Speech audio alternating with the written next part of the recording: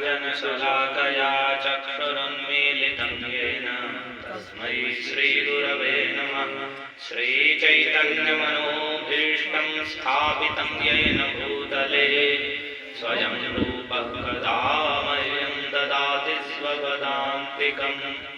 वन्देऽहं श्रीगुरोः श्रीयुतपदकमलं श्रीगुरून् वैष्णवांश्च श्रीरूपं साग्रजातं सहगणरघुनाथान्वितं तं सजीवं साद्वैतं सावधूतं परिजनसहितं कृष्णचैतन्यदेवं श्रीराधाकृष्णपादान् सहगणललिता श्रीविशाखान्वितांश्च। हे कृष्ण करुणा सिन्धो दीनबन्धो जगत्पते गोपेश गोपिकान्त राधाकान्त नमोऽस्तुते। तप्तकाञ्चन गौराङ्गी राधे वृन्दावनेश्वरी वृषभानुसुते देवी प्रणमामि हरिप्रिये। नमो महावदान्याय कृष्णप्रेमप्रदायते कृष्णाय कृष्णचैतन्यनाम्ने गौरद्विषे नमः। जय श्रीकृष्ण चैतन्य प्रभु नित्यानन्द श्री अद्वैत गदाधर श्रीवासादि गौरभक्तवृन्द। वाञ्छाकल्पतरुभ्यश्च कृपा सिन्धुभ्य एव च पतितानां पावनेभ्यो वैष्णवेभ्यो नमो नमः। हरे कृष्णा कृष्णा कृष्णा हरे हरे, हरे राम राम राम हरे हरे। ओम नमो भगवते वासुदेवाय। ओम नमो भगवते वासुदेवाय। ओम नमो भगवते श्रीकृष्ण चैतन्य चंद्राय। ओम नमो भगवते श्रीकृष्ण चैतन्य चंद्राय। ओम नमो भगवते श्रीकृष्ण चैतन्य चंद्राय। ओम नमो भगवते श्रीकृष्ण चैतन्य चंद्राय। कुमना सुमनस्त्वं हि कुमना सुमनस्त्वं हि याति यस्य पदाब्जयोः याति यस्य पदाब्जयोः सुमनोर्पणमात्रेण सुमनोर्पणमात्रेण तं चैतन्यप्रभुं भजे। तं चैतन्यप्रभुं भजे। जिनके श्री चरण कमलों में सुमन अर्पण करने मात्र से ही कुमना पुरुष भी सुमना हो जाता है, उन भगवान श्री चैतन्य महाप्रभु को हम प्रणाम करते हैं। उन भगवान श्री चैतन्य को प्रणाम करते हैं। वे चैतन्य महाप्रभु प्रसन्न हो, जिनकी कृपा प्रसाद से अयोग्य होते हुए भी मैं अधम व्यक्ति भी उनके लीला वर्णन में योग्य तत्काल हो सकता हूँ। सब प्रसीदतु चैतन्य देवो यस्य प्रसादतः तल्लीला वर्णने योग्य सत्य स्यादधमोप्यम्।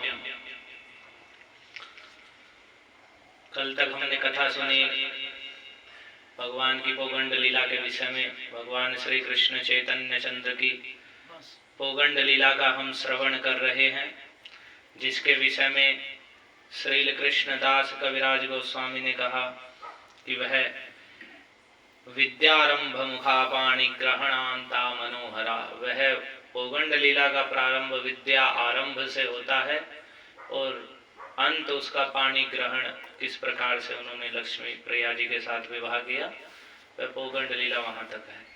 तो उसमें हमने सुना किस प्रकार से जो भगवान के बड़े भाई हैं विश्वरूप, उनके विवाह के लिए जब पंडित जगन्नाथ मिश्र ने सोचा और उन्हें पता चला कि वे विवाह करने वाले हैं, तो वह घर छोड़कर चले गए और उन्होंने संन्यास ग्रहण कर लिया और तीर्थों में भ्रमण करने के लिए चले गए।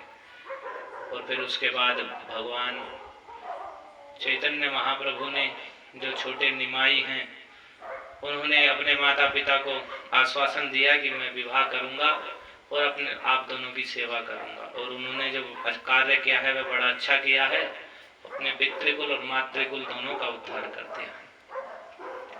तो इसमें आगे की लीला कहते हुए कहते हैं, कते दिने रही मिश्र गेला परलोक, माता पुत्र दुहार बाड़ी लहृदि शोक। पहले कृष्णदास कविराज गोस्वामी कहते हैं, इस प्रकार से एई मत नाना लीला करे गौर हरि, कि इस प्रकार से भगवान गौर हरि अनेकों प्रकार की लीलाएं कर रहे हैं। की कारण है लीला यह बूझी ते न पारी, और वह लीला किस कारण से कर रहे हैं यह पूर्ण रूप से समझ में नहीं आता। तो इसे ही कहते हैं, जब विश्वरूप ने संन्यास ले लिया तो इधर पंडित जगन्नाथ मिश्र को बड़ा ही शोक था, और उस कारण से फिर कुछ ही दिनों बाद या जो भी कारण रहा, कत दिन रहे मिश्र गेला परलोक, पंडित जगन्नाथ मिश्र ने देह त्याग कर दिया, परलोक चले गए। और इधर माता पुत्र दुहार बाढ़ी हृदय शोक, अब छोटे से निमाई है और माता सची देवी हैं, तो इनके हृदय में बड़ा भारी शोक हुआ। विशेषकर माता सची को बड़ा ही शोक हुआ। एक तो पहले पुत्र ने संन्यास ले लिया और फिर पति का परलोक गमन हो गया, तो माता पुत्र दुहार बाड़ी हृदय शोक, उनके हृदय में बड़ा शोक हुआ। दोनों माता और पुत्र के बंधु बांधव आसी दुहा प्रभो दिल, पितृक्रिया विधि मते ईश्वर करिल। बहुत सभी बंधु बांधवों ने आके अनेक प्रकार से उन्हें प्रबोधन किया, समझाया। और फिर उसके बाद पितृक्रिया विधि मत ईश्वर करेल, जो स्वयं भगवान ईश्वर हैं, संबोधन करते हुए यहाँ पर श्रील कृष्णदास कविराज गोस्वामी ईश्वर कह रहे हैं कि जो स्वयं ईश्वर हैं, लेकिन फिर भी लोक शिक्षा के लिए बता रहे हैं कि किस प्रकार से पिता आदि के देह त्याग हो जाने पर पुत्र का जो कर्तव्य है, बाद में जो क्रिया होती है, उसे अवश्य ही करना चाहिए। तो पितृक्रिया विधि मते ईश्वर करिल, विधि के अनुसार जैसे शास्त्र में वर्णित है उस विधि के अनुसार उन्होंने पितृक्रिया की। पितृक्रिया के विषय में भी थोड़ा अंतर है कि जो सामान्य जो स्मृति शास्त्र में वर्णित है सबके लिए कि 13वें दिन, अभी तो सब लोग अपनी इच्छा के अनुसार करने लगे, नहीं तो 13वें दिन जो 13 भी कहा जाता है कि उस दिन तक शोक चिन्ह धारण करते हैं और फिर उस दिन किसी श्रेष्ठ ब्राह्मण को बुलाकर श्राद्ध आदि किया जाता है। तो ये सब क्रिया है, तो वैसी सामान्य लोगों के लिए वही क्रिया है। लेकिन जो हरिनाम के परायण है, हरिनाम में दीक्षा ले चुके हैं और पूर्ण रूप से पूर्ण पुरुषोत्तम भगवान श्री कृष्ण की शरण ग्रहण कर चुके हैं, तो उनके अनुसार उससे विधि कुछ पृथक है। श्रील भक्ति सिद्धांत सरस्वती ठाकुर कहते हैं कि वे 11वें दिन अगर किसी भक्त के जो भगवान के अनन्य शरणागत है, निरंतर हरिनाम जपता है और 4 नियमों का अच्छे से पालन करते हुए कृष्ण के पूर्ण शरणागत है और हरिनाम की दीक्षा ग्रहण किए हुए है, प्रमाणिक गुरु के आश्रम में है, तो वैसे भक्त के लिए उस स्मार्त विधि के अनुसार नियम नहीं है। उसे 11वें दिन पिता के 11वें दिन उन्हें शुद्ध भक्तों को बुलाकर और ब्राह्मणों को बुलाकर भोजन आदि कराना चाहिए और उसे वैसे भी शोक चिन्ह धारण करने की आवश्यकता नहीं है जो सामान्य लोगों के लिए नियम है। कारण ये है कि सामान्य नियम के अनुसार जो भी मरता है पहले वह प्रेत बनता है और उसके बाद जब उसका श्राद्ध आदि होता है उसके बाद वो अपने कर्मानुसार गति को प्राप्त करता है। लेकिन जो व्यक्ति हरिनाम कर रहे हैं अथवा जिनके पिता भी कर रहे थे और जो स्वयं भी कर रहे हैं, उनके सभी पूर्वजों का स्वाभाविक ही उद्धार हो जाता है। वे प्रेत आदि योनि को प्राप्त नहीं करते हैं यदि वे हरिनाम के पूर्ण शरणागत है वह व्यक्ति। तो इसको बल्कि इतना प्रभावशाली है, यदि शुद्ध भक्त है और पिता किसी भी प्रकार से भक्त भी नहीं रहा है तो भी उसकी वैसी दुर्गति नहीं होती है। इस बात को भगवान ने जब प्रहलाद महाराज के जो प्रसंग श्रीमद् भागवत में है उसमें बताया, प्रहलाद महाराज से जब भगवान श्री नरसिंह देव ने कहा कि तुम वर मांग लो, तो पहले तो प्रहलाद महाराज ने कहा यदि राशि समय कामान वरांस त्वं वरदर्शभ कामानाम हृदय संग्रोहम भवतस्तु गणे वरम। कितनी बड़ी बात प्रहलाद महाराज ने कहा कि हे वर देने वालों में सबसे श्रेष्ठ हे स्वयं भगवान, यदि आप मुझे कुछ वरदान देना ही चाहते हैं तो मैं आपसे यह वरदान मांगता हूँ, कामानाम हृदय संग्रोहम भवतस्तु गणे वरम। मैं आपसे यह वरदान मांगता हूँ कि मेरे हृदय में कामनाएं कभी उदित न हो, किसी भी प्रकार की भौतिक कामनाएं या किसी भी आपकी सेवा के विरुद्ध ऐसी कोई भी कामनाएं जो आपकी सेवा से विमुख करने वाली है, संसार विषय भोगों में लगाने वाली, ऐसी कोई भी कामना मेरे हृदय में उदित ना हो, मैं ऐसा वरदान मांगता हूँ। यानी मेरी वर आदि मांगने की कोई भौतिक इच्छा ही ना हो।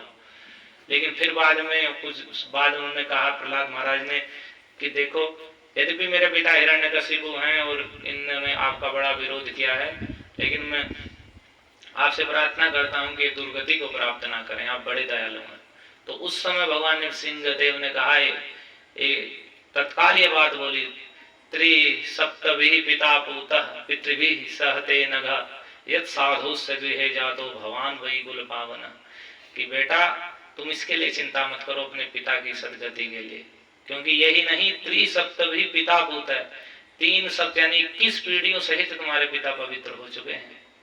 पितृ भी अपने पितरों सहित यानी 21 पीढ़ी के जितने भी, 7 को 3 बार करने पे 7 या 21, तो 3 त्रिसप्तभी ऐसी 21 पीढ़ियों के सहित तुम्हारे पितरों सहित पिता पवित्र हो चुके हैं, उनका कल्याण हो चुका है पहले ही। क्योंकि यत् साधोस्य गृहे जातो भगवान वही कुल पावन।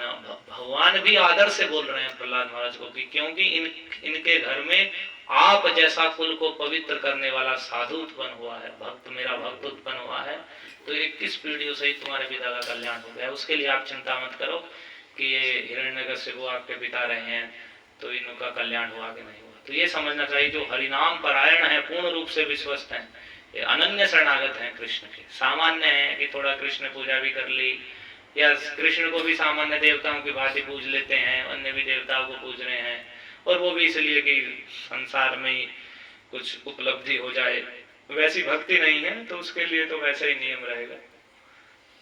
लेकिन जो भगवान के अनन्य शरणागत हो चुके हैं, जान चुके हैं कि मैं शरीर नहीं जीवात्मा हूँ, जीव कृष्ण का नित्य दास है, ऐसा जान के प्रमाणिक आचार्यों के अनुगत्य में, गुरु के अनुगत्य में वे कृष्ण का भजन कर रहे हैं निरंतर, तो ऐसे भक्त के लिए वैसे 13वें दिन का विधान ना करके श्री भक्ति सिद्धांत सरस्वती ठाकुर कहते हैं कि उन्हें 11वें दिन शुद्ध भक्तों और ब्राह्मणों को बुलाकर उन्हें भगवान का अर्पित भोग लगा हुआ प्रसाद भी, कभी कभी लोग क्या करते हैं कि पितृ आदि श्राद्ध में बिना भोग अर्पित किए अर्पित करते हैं, वो गलत है।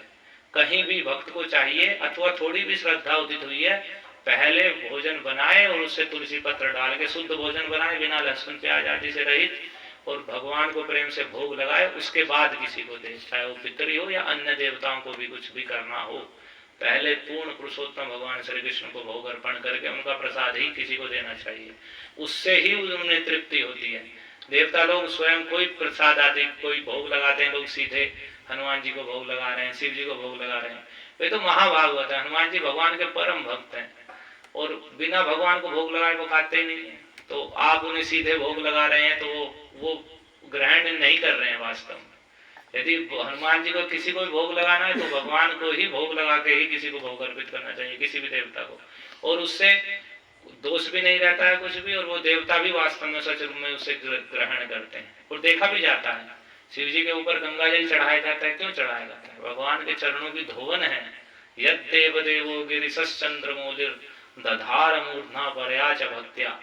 जब बलि महाराज ने भगवान के चरण कमलों को वामन अवतार के समय धोया, तो उस समय सुखदेव गोस्वामी कहते हैं कि देखो, उस चरण कमल को उन्होंने बलि महाराज ने धोकर अपने सिर पर धारण किया, कि जिन चरणों की धोवन को यद देव देव, जो देवताओं के भी पूजनीय हैं, गिरीश हैं, महादेव शंकर हैं, चंद्रमा जिनके सिर पर रहता है, वे भी पराया भक्ति, परा भक्ति के साथ बड़े आदर से और भगवान के चरणों में भक्ति भाव से युक्त होकर उस गंगा जल को, जो भगवान के चरणों की धोवन है, 52 अवतार में ही जब भगवान ने अपना चरण ऊपर उठाया था, तो उस समय ब्रह्मांड को फोड़ दिया था। तो जो कारण सागर का जल है, जिसमें महाविष्णु शरण करते हैं, वह कारण सागर का जल, वह गिरा जिसे ब्रह्मा जी ने लेकर भगवान के चरण धोए, और फिर वह स्वर्ग में प्रवाहित होने लगी, सूर ध्वनि कहलाई या स्वर ध्वनि, और वही गंगा जी के रूप में फिर अवतरण हुआ। तो वह गंगा जल अपराकृत जल है, वह बेशक इस जगत में बहता है और कुछ जगत के जल के गुण धर्मों को स्वीकार कर लेता है, लेकिन फिर भी वह अपराकृत जल है, वह सामान्य जल नहीं है, भगवान के चरणों की धोवन है। और तो उसे परा भक्ति के साथ महादेव धारण करते हैं, और इसलिए उन्हें दो लोग इतनी दूर से गंगा जल लेकर आते हैं हरिद्वार से कि हम कांवड़ लाए हैं, लेकिन उसका महत्व समझना चाहिए कि वो चरणों की धोवन है, उसे आप शिव जी के ऊपर चढ़ा रहे हैं, उससे प्रसन्न होकर वे आपको भौतिक वरदान दे रहे हैं कुछ, तो पहले से ही भक्त हैं, भगवान के चरणों की धोवन को ही ग्रहण करते हैं। तो ये समझना चाहिए, कोई भी देवता भगवान का ही प्रसाद ग्रहण करते हैं, बुद्धिमान व्यक्ति को भगवान का प्रसाद ही भेंट करना चाहिए, और आरती भी करनी है तो पहले भगवान की ही होनी चाहिए, उसके बाद किसी की आरती होगी। वैसे तो भगवान की आरती और भगवान की सेवा में सबकी सेवा अपने आप ही हो जाती है। तो इसी बात को तो जो कृष्ण का अनन्य शरणागति से भजन कर रहे हैं, उन पुरुषोत्तम भगवान मान के और निरंतर हरिनाम का आश्रय जिन्होंने ले लिया है, 4 नियमों का पालन करते हैं, भगवान को भोग लगा के ग्रहण करते हैं, ऐसे भक्तों के लिए है कि वैसे शोक चिन्ह धारण ना करें, और वे 11वें दिन भी शुद्ध भक्तों और ब्राह्मणों को बुला करके भगवान के प्रसाद के द्वारा श्राद्ध कर सकते हैं। उनके लिए वैसा नियम नहीं होता, क्योंकि जो हरिनाम के परायण हैं उनके पितर भूत नहीं बनते हैं, प्रेत नहीं बनते हैं, उनका अपने आप ही कल्याण हो जाता है। आपने भागवत में सुनाई कि जिनके घर में भागवत विराजमान है और भागवत के सेवन होता है, तावत पिबन्ति पितरः सर्पिर क्षीरम सर्पिर मधुदगम, तब तक उनके पितर लोग, जिस घर में श्रीमद् भागवत है उसका कीर्तन होता है, पूजन होता है, सेवन होता है, तो तब तक उनके पितर लोग खीर, घी और मधु, जल का, मधु से युक्त जल का पान करते हैं। तो भागवत के रहने मात्र का ऐसा प्रभाव है। तो फिर जो हरिनाम परायण भक्त हैं उनके लिए वैसा नियम स्वाभाविक नहीं है। ऐसा करने पर अगर कहें कि अगर वो भक्त ऐसा करे तो वो एक तरीके का नाम अपराध जैसा होता है कि हरिनाम की महिमा में पूर्ण विश्वास नहीं है। और इस कारण से वास्तविक फल उदित नहीं हो पाता फिर। तो यहाँ विधि मत ईश्वर करेली, पर लेकिन किसी को भी करना ही चाहिए। ये नहीं कि आजकल तो लोग आधुनिकता में इतने वे हो गए हैं कि घर में किसी की मृत्यु भी हो गई है, अपने पिता माता की भी हुई है, तो लोग उपेक्षा कर देते हैं या जैसे तैसे किसी पंडित को करके बस अपना पीछा छुड़ाने जैसा कार्य करते हैं। ऐसा नहीं होना चाहिए, करना ही चाहिए। यहाँ भगवान कह रहे हैं देखो ईश्वर है जबकि वे, लेकिन विधि के अनुसार उन्होंने पितृक्रिया की। तो कत दिन प्रभु चित्ते करेला चिंतन, गृहस्थ हैलाम एवे चाही गृह धर्म। कि कुछ दिन बाद प्रभु भगवान चैतन्य महाप्रभु हृदय में विचार करने लगे कि देखो मैं गृहस्थ हो गया हूँ या घर में ही मुझे रहना है, तो मुझे घर में रहना है तो गृह धर्म का पालन करना होगा, और गृह धर्म के पालन के लिए गृहिणी का होना आवश्यक है। तो गृहिणी बिना गृह धर्म ना है शोभन। अगर घर में ही रहना है तो गृहिणी को स्वीकार करना चाहिए, क्योंकि गृहिणी के बिना गृह धर्म का शोभा नहीं होती। कि विवाह नहीं किए और कहे कि व्यक्ति मैं घर में ही रह रहा हूँ, तो उससे तो अच्छा फिर भजन करो भगवान का वैराग्य लेके। घर में भी रह रहे हैं और विवाह भी करना नहीं चाहते हैं, तो ऐसा ना करके कह रहे हैं गृहिणी बिना गृह धर्म ना है शोभन। गृहिणी के बिना गृह धर्म की शोभा नहीं होती है। एत चिंती विवाह करीते है लमन। ऐसा चिंतन करके भगवान ने विवाह करने का विचार किया कि अब पिता चले गए हैं और माता सची के साथ कोई भी नहीं है, मान लिया कहीं, तो कोई भी उनके जो शोक है, उनके हृदय के शोक को दूर करने के लिए भी महाप्रभु ने ऐसा विचार किया कि मुझे गृहस्थ होना ही है तो मुझे विवाह कर लेना चाहिए, और इससे माता सची को प्रसन्नता होगी। जो शोक है, पुत्र भी चला गया और फिर पति भी चले गए, अब छोटा मैं बचा हूँ, तो ये शोक उनका कुछ कम हो जाएगा। और यहाँ पर स्मृति शास्त्र का वचन कहते हैं